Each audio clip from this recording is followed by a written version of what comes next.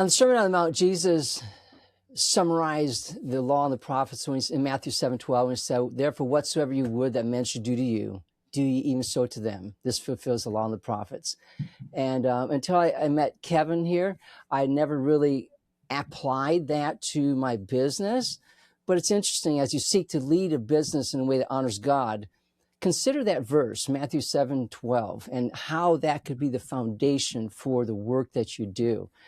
Me personally, I was challenged with the simplicity and the breadth of application from that one verse. Like, how would I want to be marketed to or sold to, and all that other applications, so to speak. But so today I brought on Kevin Weiss from the Contrarian Way. He's a coach for Christian coaches, and again, with the one rule from Matthew 7:12. And we're going to talk today about 3 alignments that you need to have to find a right coach for you. I am a testimony witness that not every coach is good for you. And today we're going to talk to Kevin about seeing what needs to be good for you, an alignment for you to get a good coach. So Kevin, thank you for coming on today. And what is one way that you have found to honor God in your business that other people may not know about? Well, David, first off, I want to thank you. We've had some really good conversation before this, and just connected on so many levels. So I just really appreciate you having me here. It wasn't always this way, but since reading the Bible with a bit of a different lens than I normally have, most people, myself included, always read it from almost like a personal development standpoint. Like, I want to understand more about God and his heart, but I want to be more like him, right? I want to be more like Jesus. And that's always the way that I looked at it, strictly from a life perspective. But it wasn't until this really hard period in my life where I went to it specifically to read it from a business perspective. Like, is there something that I can take away from who Jesus is, how he acted, how he communicated with people, how he helped literally transform people's lives, that I can somehow apply to my business to help people better and to profit the kingdom and my family, right? Be able to support my family at the same time. And just reading about his life and all the different ways he communicated with people, and taking some of those same patterns and trying to apply them to what I'm doing, has been not only the most profitable thing that I've done in my business, but also the most peaceful. I don't feel gross about how I'm doing it, because I'm just a normal guy, right? I'm not a pastor or a theologian or anything. I'm just reading the Bible and saying, okay, how can I use this in my life and in my business? Very good. Use it in your business. That's great. And I've been doing the same thing the last year and a half or so, and it's been amazing to see what's there, what's there for us to grab. Kevin, I'd like you to give us a brief summary of the one rule and that formed the Contrarian Way. You title yourself, I don't know if you title yourself the Contrarian or the Contrarian Way, but what's the summary of the one rule, and how has that been the foundation of what you do? Yeah, I kind of think of it as the DNA of everything. Jesus told us to love the Lord your God first and foremost, and then love your neighbor as yourself. And the golden rule, pretty much everybody knows it, even non-Christians. It's do unto others as you would have them do unto you. And it sounds so simple, but I don't know, I had this revelation. It sounds normal to the common person, but the word do, what does it actually mean, right? You could just read it and skim over that verse and not give it a second thought. But when you actually think about do involves action, and that means any action. So in the context of business, it's you could replace the word do with market, right? So market to others as you would have them market to you, or sell, right? Sell to others as you would have them sell to you, offer to them as you would have them offer to you. And I think it's really helpful in providing some introspection. You think back to some of the best and maybe some of the worst experiences that you've had, whether you're hiring a coach or a mentor or a consultant, and you're like, what did I love about that? Like, what did I like that this person did, or who they were, or how they presented things? And then, these other scenarios where it's like, what did I really, well, like, what felt gross about that? Sure. And then you do, Buying a car. yeah, yes, Yeah, yeah. exactly. Do more of the good, less of the bad, Sure. And so that's really been the DNA. It's like the one rule that I try imperfectly to run my business by is thinking of how would I want this done for me? And then I do it that way. And it's been really amazing to see how simple that one thing can be, but also how powerful it can be. And, in terms of like your message relating with people, or finding the right people to come into your world and serve as clients, and even, creating your offer, like what are you actually going to do for people when you come at it from that lens, it changes everything. Yeah. And that's what we're always seeking after, is what is that perfect mix? But if you're like, well, I wouldn't like that done to me, so don't send it out. Yeah. I remember the last car I bought, the guy, everything was done. It wasn't the greatest before, but then he wanted us to sell us this warranty. And we kept telling him no. And he must have asked like 5 or 6 different times. And are you sure? Are you sure? Are you sure? It's just like, I would love to have just walked out, but we didn't. But it was painful to have that continual badgering there. But anyway, yeah, it does change things. So we're going to talk about coaches. And this should be obvious, but I want you, if you could, give us a short answer of what is the value you get from having a coach in business. Not everybody has coaches, and some people may say, why would I have a coach? Could you give us a brief reason why you would have a coach? Yeah. There's this story that they tell of this person. They have this big machine, like they're running a company and they have this big machine and they don't know how to fix it. And so they call this expert person to come in, and he spends most of his time looking for something. He's just kind of diagnosing the problem. And then with like one action, he fixes the whole thing, and he gives them the bill, and they're like, why are you charging so much? All you did was, turn this screw or whatever. And he says, because, I'm the expert. Nobody else knew what to do to fix this thing.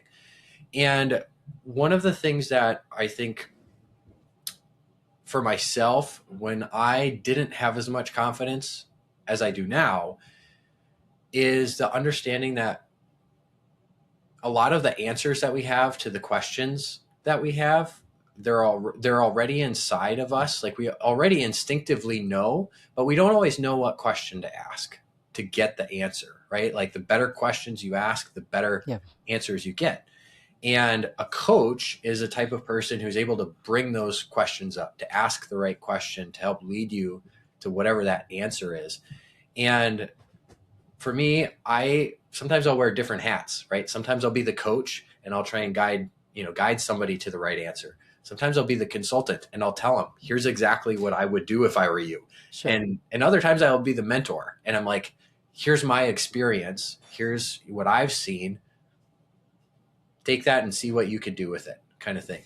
And so asking the right questions is probably one of the biggest benefits of having a coach, because if you ask the wrong question, you're going to get the wrong answer, right? Yeah. You're going to waste time or energy or whatever, money too. So they're super helpful. Okay.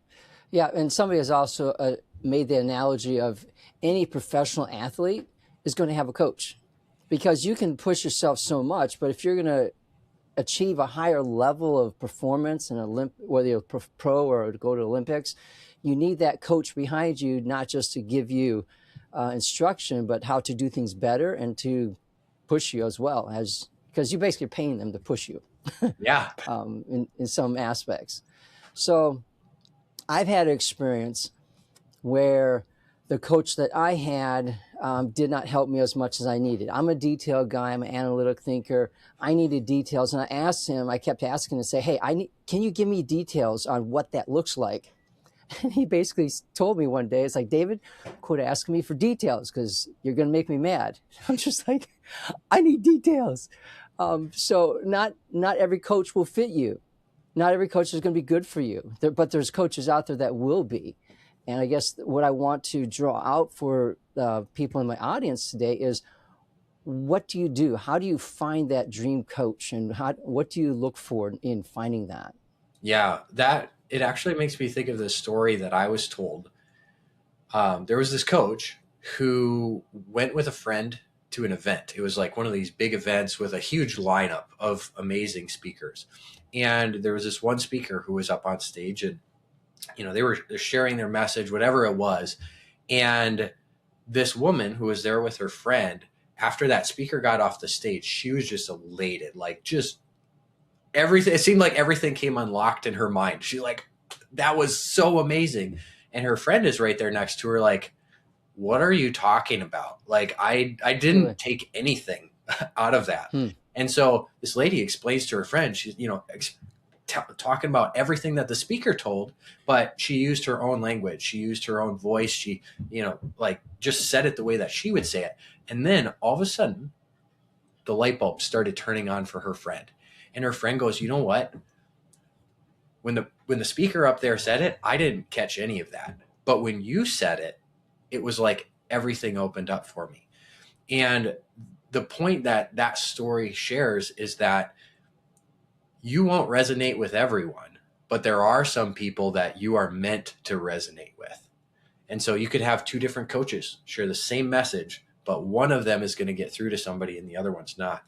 And so when you ask, how do you know who's the right coach for you? I've had some poor experiences with hiring coaches as well. I've had some great ones too. But most of the great ones came after I learned what to look for. Okay. And so it really just comes down to three things that have to align. And is it okay if I just share a story about how I found these things? Yeah. So years back, my wife and I had a fitness studio. She's like a fitness expert. It was a kettlebell studio, and we were not doing good starting that business. Like we were trying to help the wrong people. Our pricing was not sustainable for us, like to be able to meet all of our needs. For the first 2 years of our business, we didn't take a penny out of it. And to this day, I don't know how God helped us pay for all of our bills. Like I have no idea. But at one point, I was paying attention to this guy online, and he was getting some really great results. There are some people who like put their numbers up or show testimonials of their clients, and he was getting really awesome results for them. And I'm just like, I want results like that. Like I want to, make that much money, because right now I'm not bringing in any. And so I told my wife, I'm like, we're going to hire this guy. And so we paid 5 figures to hire him. And in the very first month, we made all 5 figures back plus some. And it was like, this is mind blowing. That's what most people would think. But I fired him. Wow. And most people who hear that are like, what? Like, this is the thing you were looking for, and now you have it. And then you just like threw it away. And yes, sometimes you make decisions that seem illogical, but there was actually a really good reason for it. And I didn't know that on the front end. I didn't know it until, a month in. And there were a few really big red flags that I just ignored, because I like had the blinders on, and I'm like, I want that result. I want to make that money kind of thing. And the first one was that I didn't resonate with this guy. Like I didn't click with him. It's not like I'm sitting down with you and having a conversation. We could have a conversation that doesn't talk about business at all. But with him, our values weren't aligned, and I could tell by the type of marketing he did. It was like a lot of the bro marketing, bragging, prideful kind of stuff. And it just wasn't me. But I ignored it because I'm like, I want this result. You want that guy. Yeah. And so the second thing, we get started working with them, and, like any coach, usually they've got some process that they'll help walk you through, some different things they'll help you implement, or exercises, or maybe they've got resources that you can use. So we got all this stuff, and we start implementing it, and it's working. right? We're getting clients for our studio. They're paying us a great amount. We were making all our money back. But the way that we were doing that, it felt gross. Like, it was kind of like the manipulation stuff, like the used car salesman type Yep. stuff. Like, it just did not feel good. It didn't align with our soul. It didn't, like, if you were to compare it to our faith, like, here's what you say you believe, but here's how you're living life. Like, those things were not lining up, and we couldn't do it anymore. And so that whole process that was taught to us, just, it did not align.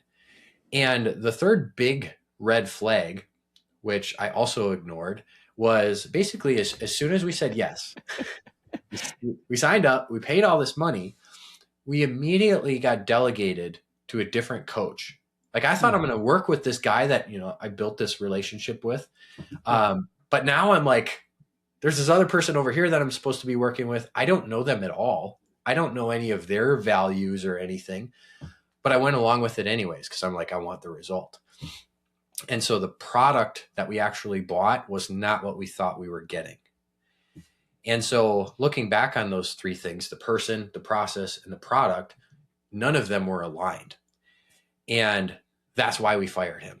Because what I found, not only for myself when I have situations like this, but also for the coaches that I help, you can have a misalignment in any one of those three things and you could still get results.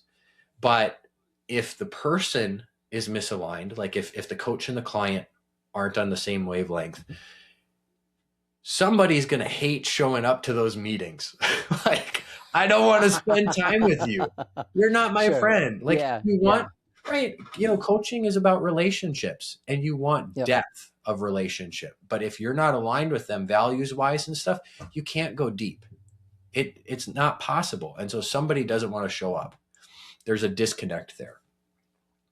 If the process is misaligned, three things can happen. First, if you do something that's not aligned with how you should and want to do things, if you do it long enough, you're going to change. Like, your values will change, right? There's this verse, I can't remember it. Maybe you can refresh my memory, but it talks about how desire leads to sin, and sin, when fully mature, leads to death, right? And that's getting at, like, if you have these sinful desires and you continue to, like, dip your toe in this water and go in a little further and a little further and a little further, eventually you're going to be fully covered in that water, kind of thing.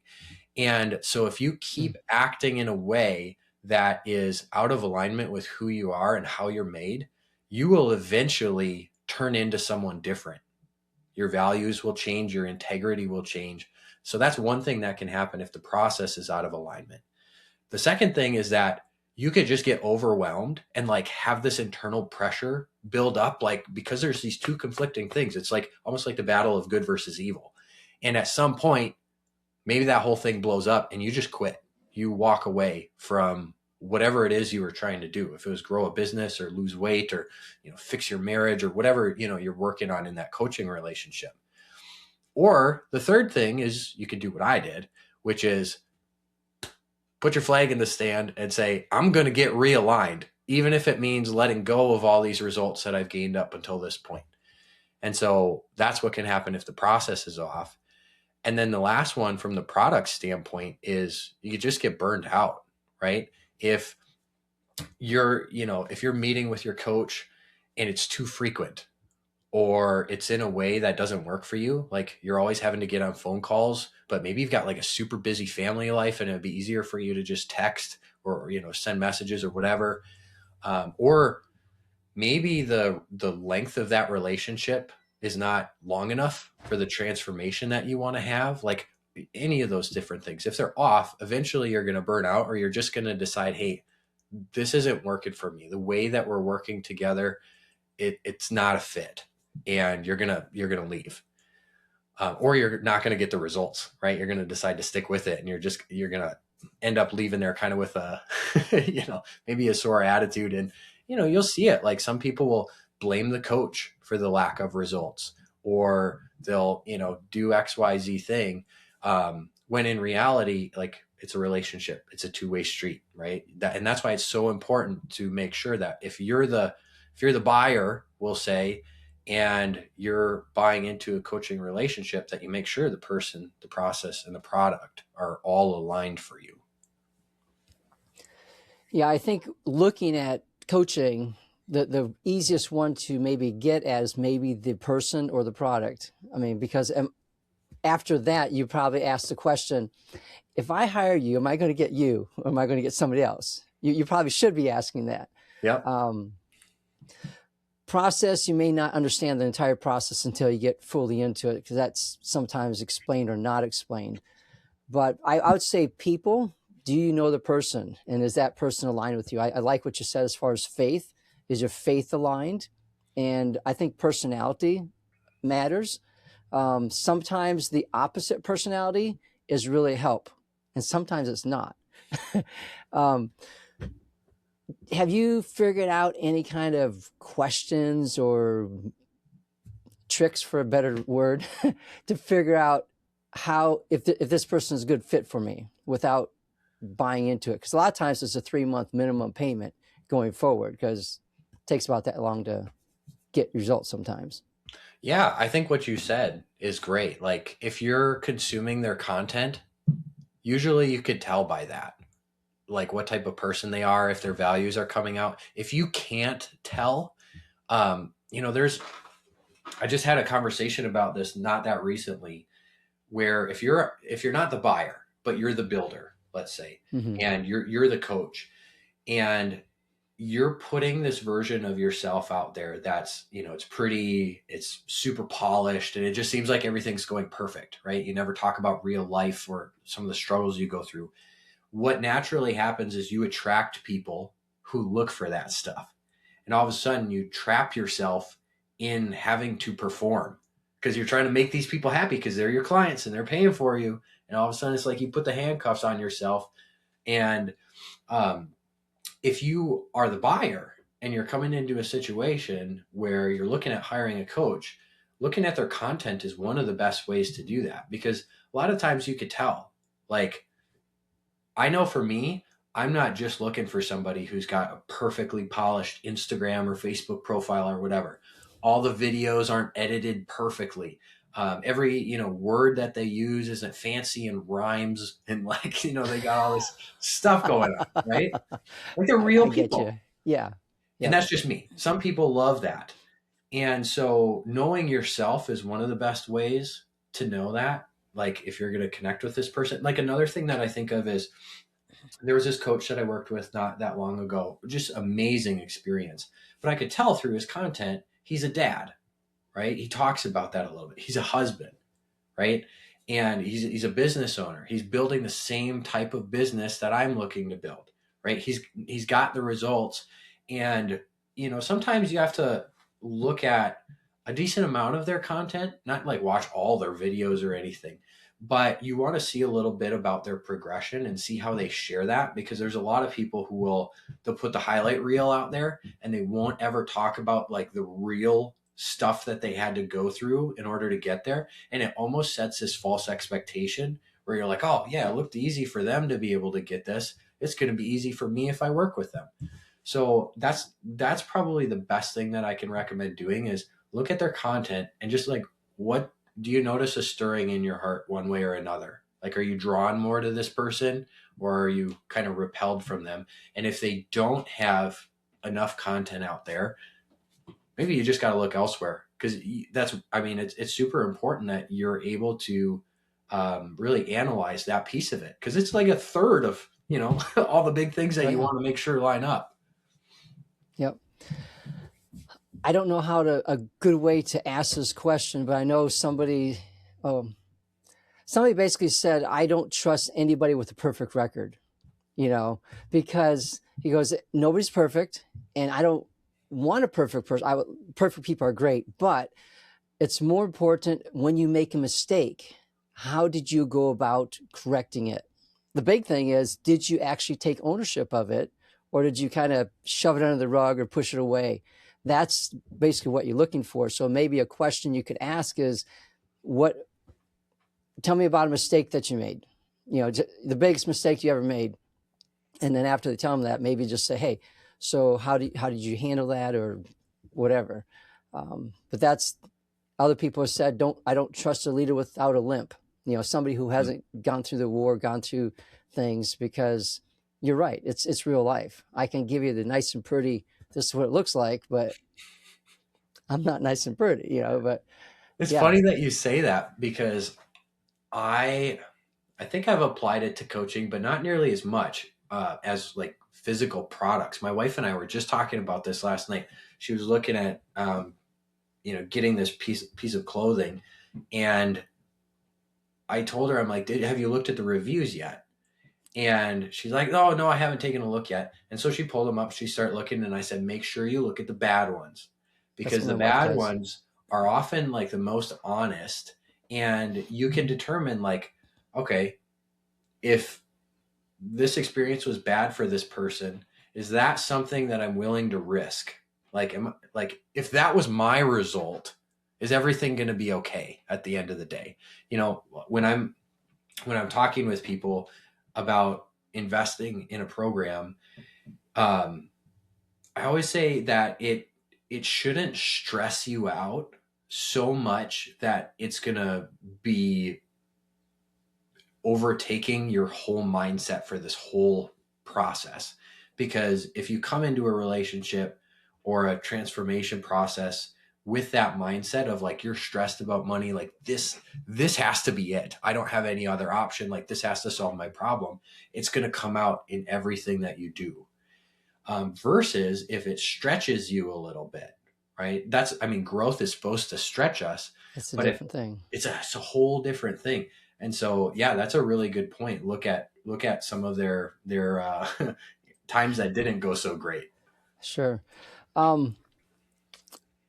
Sometimes it's not what we do, it's what we don't do. A lot of times. Is there any common mistakes that you've seen, or maybe you've made yourself, that lead us down the wrong way when looking for a coach, that people get all into? Doing what's trendy. That's a big one. Obviously the story that I shared, and just having tunnel vision for the thing that you want, is probably the biggest thing, because one of the phrases I like to use is that the end does not justify the means. Yes. It's the opposite of what most people will say. They'll say the end justifies the means. Like, do it at all costs. Do whatever you need to do to get the result. But that is not true. Like, just getting the result doesn't mean that the way that you do that is not important. A lot of times that's even more important. This is just me personally.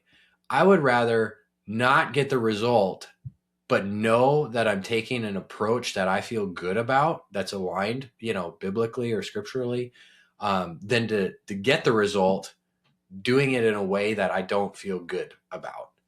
Sure. Yep. No, I agree. And that's a long story, but I could tell you my story too, but I've been there, doing it the way I was told versus the way I'm doing it now and the way I like to do it. Yeah, it's a big difference between being aligned with what you're doing versus, why am I doing it that way? Yeah, I'd love to hear it. I like what you said, though. And I think looking at your story that you told earlier, you had that tunnel vision. And I think what might be an encouragement to spouses is, even if you need to, hurt your husband's feelings or your wife's feelings, because I've experienced it where I'm so excited about something, I think my wife would feel bad kind of knocking me down because I should be, but she doesn't. And I think we have that, we respect people. We want to encourage them that sometimes we need to say we need to basically bring them down to bring them into reality, versus we have that tunnel vision, we go down and we fall down. So yeah, it's a hard line, but it is. But that's another thing that I think it's not respected a lot in the way that the coaching industry goes about sales. Just speaking specifically to the spouse piece of it, is there's so much pressure and manipulation and just like psychological tricks that are used to try and get people to buy. And one of the big ones is like, make the decision here and now on this call. And if they know in advance that your spouse will help make the decision, they'll try and get both of you on that call so that Sure. you can Sure. both make the decision on that call. Right then and there.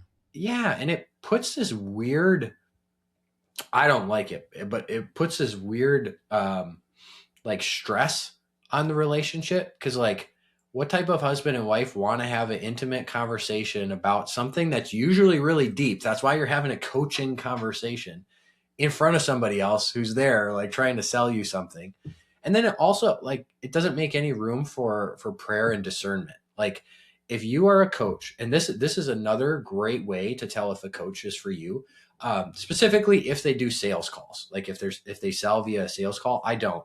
But if they do, and if you're on that call, and you have the ability to just see how they approach that conversation, how they approach, if you want time to think about it, how they approach, like when you tell, a lot of times sales calls follow the same process. Tell me a little bit about where you're at. Tell me a little bit about where you want to go. And then they kind of introduce the solution as the thing that bridges the gap, right? That's what transformation is. So it makes sense. That's not some weird thing. But the way that some people will use that is they'll take all the bad stuff about where you're at now, and they'll take all the good stuff about where you want to go, and they'll turn that on you and use it to pressure you into a decision right now. But what a good coach, actually, I should say what a great coach will do on a sales call is they'll disconnect themselves from the outcome. Not that they don't want you as a client, but if you're not the right fit, or it's not the right time, or if they're not a right fit for you, they will tell you. They'll give you space. I think of them as a shepherd, right? A shepherd guides people. They guide sheep and they lead sheep. Well, a shepherd as a coach on a sales call guides people to an answer. And the only way that you can do that is making room for discernment, giving them room to exercise their free will, to empower them to actually, like, yeah, go and talk to your wife, go and talk to your husband about it, pray about it, come back with any questions you have. And that, like, it breaks the walls down. It takes all the pressure off, and you don't feel like somebody's trying to force you into a decision or ask you 6 times if you want to buy the warranty. Yeah, no, that's a great way actually to vet your coach as well. Are they willing to do that, or do they even suggest that, saying, go talk to your wife or whatever? Yeah, I've experienced that in the past. Yeah, it can be hard though too, because you want to make the sale, but you have to give them room. And I've tried to buy things too. It's like, I am a next day kind of guy. If you ask me something super hard, I love my dad, but it seemed like whenever I asked him for advice, he didn't really say much. And every single time, the next day, he would give me a call, say, I've been thinking about that. And then he'd give me this great advice. It's like, okay. And I find I do the same thing. And it's not even that you think about it all day long, but it's just that time of, let me think about it. Give me 24 hours. And it's usually within 5 hours, you figured it out. But yeah, it's the same. This is a big decision. And yeah, that's how you want to run your business. That should be how you look for a coach that's going to help you with your business as well. Exactly. Sometimes it can be hard to do, right? Because there are coaches who have bigger businesses, or just different models, different ways they run their business, where it's not the coach doing the selling, right? Maybe they've got somebody else who's doing the sales call with you. And so, it can be a little bit challenging then to know, but usually it's the coach who trains the salespeople. Absolutely. Or, gives them the tools, or says, here's what's okay and here's what's not. And so you could still judge based on that. But yeah. Yeah, very good. Well, Kevin, what are some final parting thoughts or words you'd like to leave to challenge my audience with from what we've talked about today?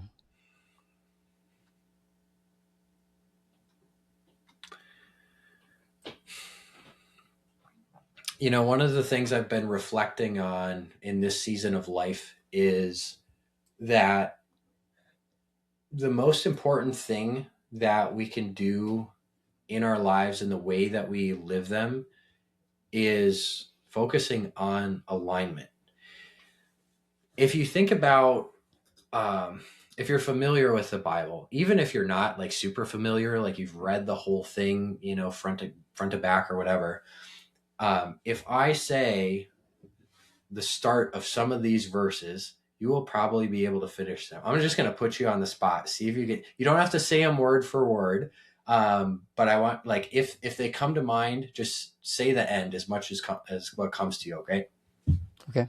Seek first. The kingdom of God and its Okay. righteousness. All these things will be added unto you. Exactly. Yep. Do not be conformed To this world, transformed by the word of God. Yep. Delight yourself in The Lord, and he will give you the desires of your heart. Yes. Okay. So there's just three of them. What's common about all three of those verses? You're seeking God. You're seeking something from God and not the world. Exactly. They are all about aligning yourself with him and his heart. And when you think about that from your life perspective, in that it's all about alignment, you're aligning yourself with something, right? We all have beliefs about how the world is, about who God is, about who we are, and we have the ability to decide what we're going to believe and how we're going to live. And so for me personally, I'm pushing into that, aligning myself with the things that matter most. And that's part of the reason why I'm building my business in a way that is aligned with the Bible. And so if you're hiring a coach or you're a coach who's building a business, just do a self check. Exactly what we talked about earlier. Ask yourself some questions about the person, the process, and the product. Is the way that you're living and who you're being and what you're doing, is that aligned with who you want to be? And if it is, awesome. Keep doing it. And if it's not, that's okay. Like, we're not here to shame you or condemn you. Just notice it and make a decision if you're going to continue down that road or if you're going to realign yourself with what's most important. Absolutely. And I've talked to people about core values, and that's the same thing. But some people, we all, like what you said, we all are driven by something. We don't always take the time to write it out. It's like, oh, that's what I'm driven by. But it's good to do that. Kevin, thank you so much for your time and encouragement today. And if you're looking to go deeper and learn more about what Kevin does with Contrarian Way, I'm going to put links in the show notes to his site so you can learn more about that and find out how to work with him. And remember, your business represents the great God you serve. So build a business that is worthy of God's name and in a way that honors him.